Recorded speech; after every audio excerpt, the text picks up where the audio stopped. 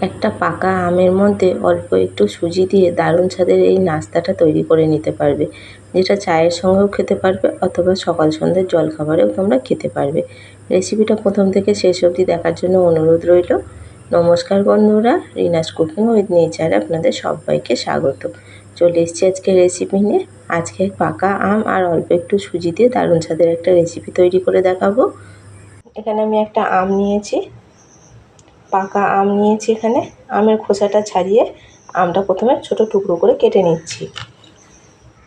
এখানে একটা মিক্সির জার নিয়েছি, মিক্সির জারের মধ্যে আমটা কেটে আমি মিক্সির জারেতে একবারে দিয়ে দিচ্ছি। তোমরা আমটা ছোট ছোট টুকরো করে কেটে নিয়েও এর মধ্যে দিতে পারো অথবা এরকম বড় বড় করে কেটেও দিতে পারো। পাকা আমটা কেটে মিক্সির জারে নিয়ে নিলাম। এখানে 100 গ্রাম মতো চিনি নিয়েছি। আম যেমন মিষ্টি হবে সেই বুঝে চিনিটা তোমরা দেবে। চিনিটা এর সঙ্গে দিয়ে মিক্সির জারে দিয়ে দিলাম। এটা খুব ভালো করে একটা পেস্ট তৈরি করে নেব। খুব ভালো করে একটা পেস্ট তৈরি করে নিয়েছি। তোমাদের কাছে চিনির গুঁড়ো থাকলে চিনির গুঁড়োও দিতে পারো। একটা বাটি নিয়েছি, বাটির মধ্যে আমের পাল্পটা দিয়ে দিচ্ছি। আমের পাল্পটা ঢেলে দিয়েছি, যে সুজিটা রেখেছিলাম সুজিটা দিয়ে দিচ্ছি। সুজি আর আমের পাল্প খুব ভালো করে একসঙ্গে মিশিয়ে নেব।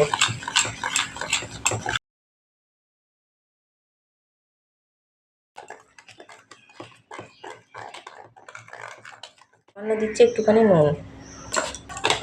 খুব ভালো করে একসঙ্গে মিশিয়ে নিচ্ছি। আমি এখানে বেশ কিছুটা লিকুইড দুধ নিয়েছি। এখানে খুব বেশি দেওয়ার দরকার নেই, ব্যাটারটা খুব বেশি পাতলা করব না। খুব ভালো করে সুজির সঙ্গে মিশিয়ে নেব। খুব ভালো করে গুলে নিয়েছি। এটার ঘনত্বটা দেখলে বুঝতে পারছো, খুব বেশি পাতলাও করিনি আবার একদম ঘন করিনি। আধ ঘন্টার জন্য এটা ঢাকা দিয়ে রেখে দিচ্ছি। আধ ঘন্টা হয়ে গেছে, ঢাকাটা এবার খুলে নিচ্ছি। সুজিটা অনেকটা ফুলে গেছে।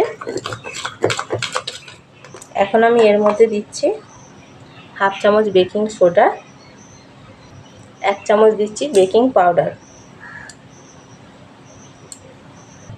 ভ্যানিলা এসেন্স বা কোনো সাদা তেল আমি এর মধ্যে দিইনি। বেকিং পাউডার আর বেকিং সোডাটা দিয়ে এবার খুব ভালো করে এটা মিশিয়ে নিতে হবে। বেকিং পাউডার আর বেকিং সোডাটা আগে থেকে দিয়ে নিই। এবার একই রকমভাবে এইভাবে একই দিকে করে ভালো করে ঘুরিয়ে ফেটিয়ে নেবো একটুখানি। কেকের ব্যাটারটা আমি 2 মিনিট খুব ভালো করে একই দিকে করে ফেটিয়ে নিই। যে বাটিটায় কেকটা বসাবো সেই বাটির মাপ করে একটা গোল করে কাগজ কেটে নিয়েছি। এর মধ্যে দিচ্ছি অল্প একটু সাদা তেল। তেলটা খুব ভালো করে কাগজটাতে মাখিয়ে নিচ্ছি। ব্যাটারটা তৈরি করে রেখেছিলাম, কেকের ব্যাটারটা এর মধ্যে ঢেলে দিচ্ছি। কেকটা একটু এইভাবে নাড়িয়ে একটু সমান করে নেব।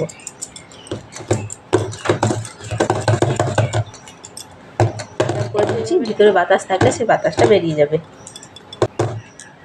কেকটা দেখতে ভালো লাগার জন্য উপর দিয়ে কয়েকটা কাজু এইভাবে করে বসিয়ে দিচ্ছি।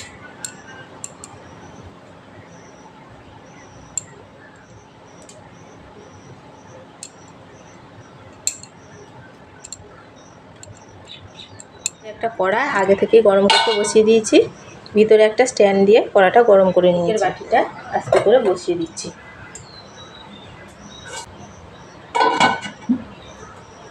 এটা এবার আমি আধ ঘন্টা থেকে 40 মিনিট বেক করে নেব। প্রথমে একটুখানি গ্যাসের ফ্লেমটা মিডিয়ামে করে দেব, তারপর আমি লোতে করে রেখে দেব। আধ ঘন্টা পর ফিরে আসছি।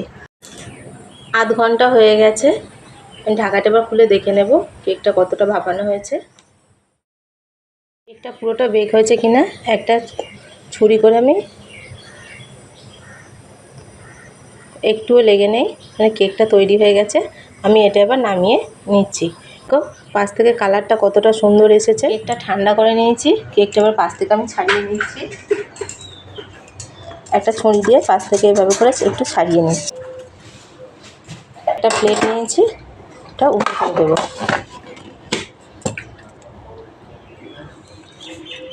কত সুন্দরভাবে বেরিয়ে চলে এসছে।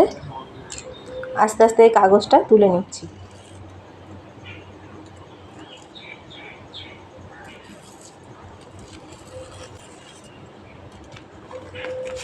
তলার দিকটাও কতটা সুন্দর হয়েছে দেখো। কেকটা এবার আমি উল্টিয়ে নিচ্ছি। কেকটা আমি কেটে নিচ্ছি।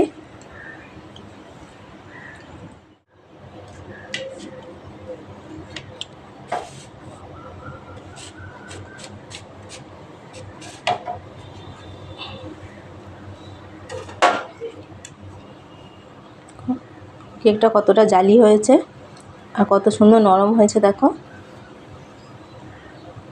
এইভাবে তোমরা পাকা আম দিয়ে খুব সহজেই বাড়িতে কেকটা বানিয়ে নিতে পারবে। আমের কেকের রেসিপিটা তোমাদের কেমন লাগলো কমেন্ট করে অবশ্যই জানাবে। রেসিপিটা ভালো লাগলে একটা লাইক কমেন্ট শেয়ার করো, আর চ্যানেলে নতুন বন্ধু হয়ে থাকলে চ্যানেলটা সাবস্ক্রাইব করার অনুরোধ রইল। পাশে থাকা বেল আইকনটা অবশ্যই প্রেস করে দেবে। আমার চ্যানেলে নতুন কোনো ভিডিও আপলোড করলে ভিডিও নোটিফিকেশান সবার আগে তোমাদের কাছে পৌঁছে যাবে। ফিরে আসবো অন্য কোনো রেসিপি নিয়ে।